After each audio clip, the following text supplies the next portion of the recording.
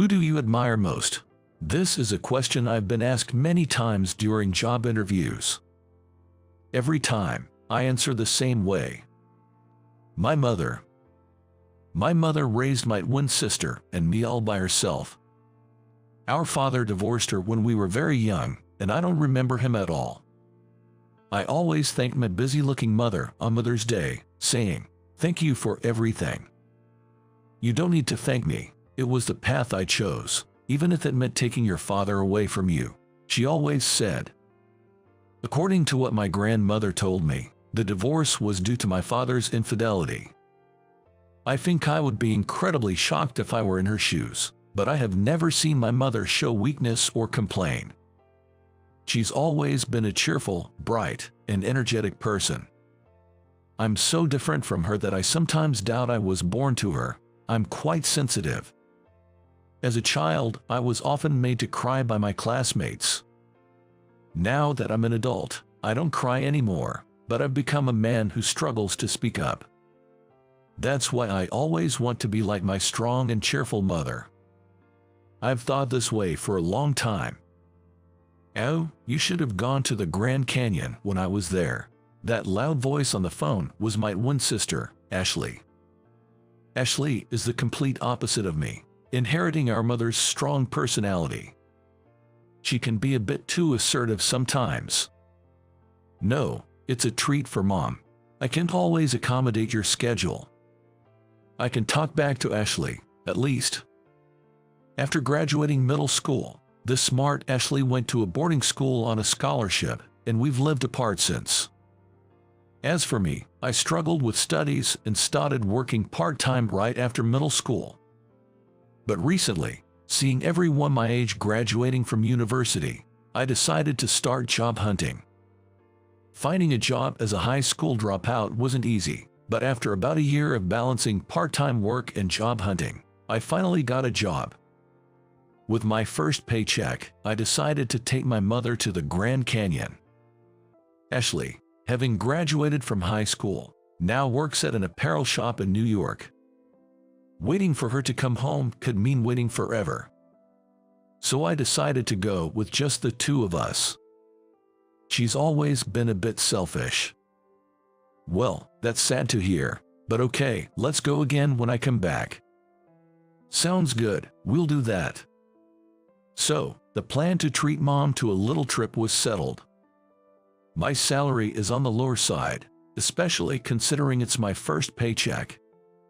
The inn isn't luxurious, but it's reputable. On the day of the trip, Mom was excited from the morning and remained cheerful throughout our stay at the inn. "Brandon taking me to the Grand Canyon. You've really grown up." She teared up so much that it was a bit embarrassing. But seeing her so happy made me genuinely happy. Yet, raising Ashley and me for 22 years, this trip is hardly enough. "We have some time before dinner. What should we do?" It was too short for a shower, and we had already done some sightseeing. Then Mom said, the receptionist mentioned there's a foot spa bath at the entrance, so we decided to go there. Actually, it was the first time for both of us to try a foot spa bath. It was cold outside, and I wondered if just soaking our feet would really warm us up. I was skeptical. But once we tried it, it was as if all my doubts were a lie. The foot bath was truly wonderful. "It's so warm, almost too hot." My mother said this, fluttering her hands in front of her face. "Yeah, it's surprising." I also felt quite warmed up and very comfortable. When you were little, we used to put our feet in ice water like this with Ashley. It was the opposite then since it was too hot, and we did it to cool down. Sitting here with you reminds me of that time. Hearing this from Mom, I searched my memory. And I remembered a time when Ashley and I were in elementary school. It was during a summer vacation. It was an incredibly hot day, and we wanted to go to the swimming pool, but Ashley had a big injury on her arm and couldn't swim. "I hate this, it's so hot, and I can't even go swimming." Ashley cried and complained, even though it was her injury. Actually, she got hurt because she was being naughty and didn't listen to the teacher's warning. It made sense if I complained, but why was Ashley crying? I thought this to myself while waiting for Ashley to stop crying. Then Mom said, "How about we do a feet-only pool?" Feet-only pool? Ashley and I, having never heard of such a thing, were puzzled. Ignoring our confusion, Mom quickly started to prepare. She filled wash basins and buckets, any large container she could find, with cold water and placed them on the balcony. Then she set up chairs in front of them and said with a smile, "Here you go. Really? Can we cool off just by dipping our feet?" Despite her skepticism, Ashley was the first to plunge her feet into the bucket. Then she began to frolic, exclaiming, "Yikes, it's cold." Seeing this, I too sat next to her and cautiously dipped my feet into another wash basin. It was pleasantly cold and felt really good. But since it was a hot summer, the water quickly warmed up, so we had to change it several times from the bathroom, but we still managed to cool off, and our first feet-only pool was a lot of fun. I had forgotten about it until now. Recalling my childhood, I realized that even though we didn't have much money, Mom always found ways to create fun memories for us. Yeah, I remember that. How nostalgic. As I said this, Mom smiled happily. Our fun memories are just as precious to Mom as they are to us. I felt reassured thinking about that. Thanks to the foot bath, not only did my body warm up, but my heart did too. It was at that moment I heard giggling from next to me. At first, I tried to ignore it, but after hearing the next words, I couldn't help but look their way. "Man, that's such a poor-sounding episode. Haha. Hey, stop that, haha." The man spoke, and the woman tried to stop him, but she too seemed to be laughing. I wasn't sure, but it seemed like they were talking about us. It's not like strangers have any right to mock us. Me, being the timid type, just looked at their faces in surprise. I recognized them immediately and remembered who they were. Mike.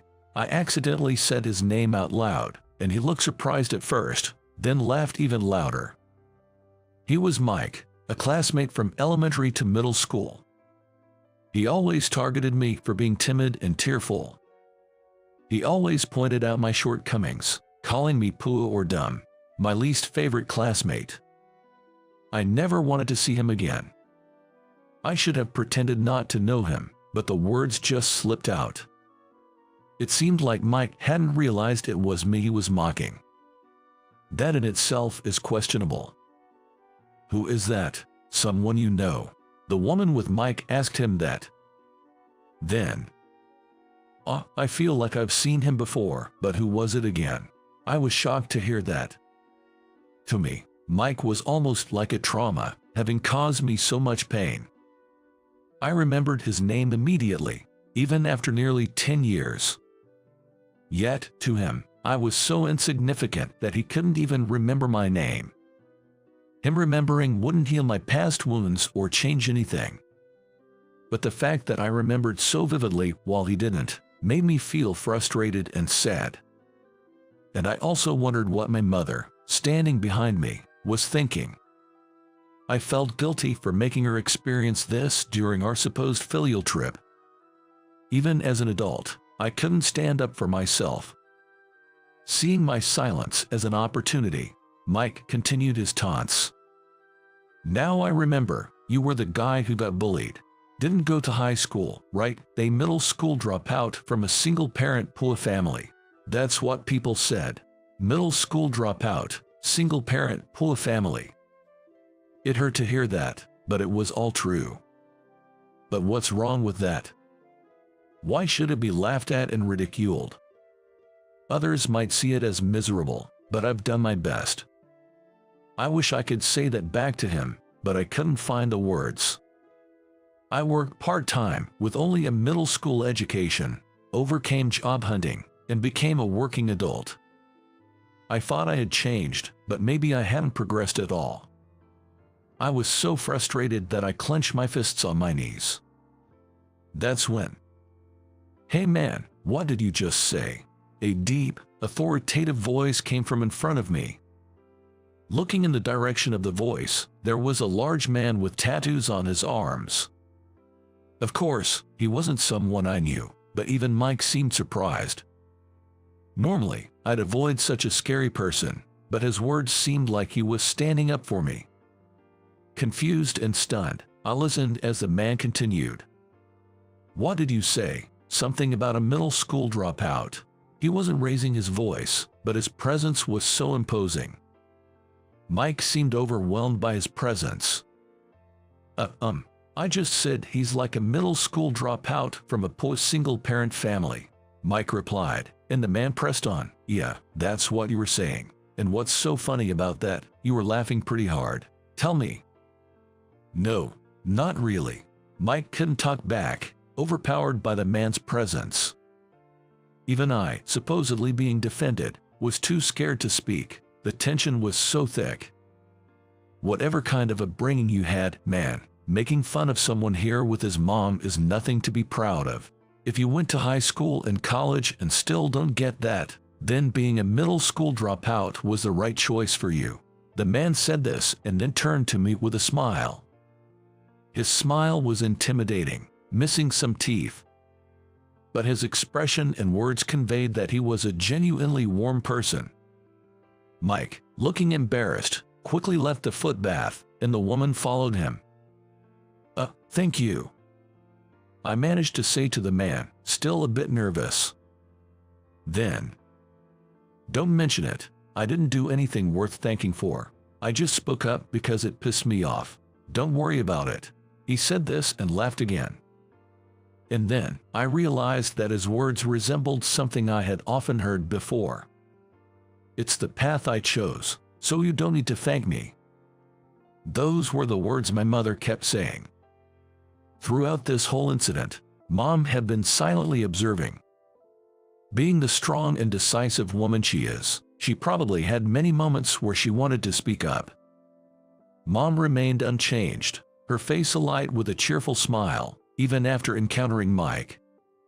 Mom is chatting up a big guy, saying, "Well, that's some impressive tattoo you've got there." After a bit of conversation, the man asked her, "So, it's just you and your son today?" "Yes, that's right. He brought me here with his first paycheck to enjoy sightseeing of the Grand Canyon."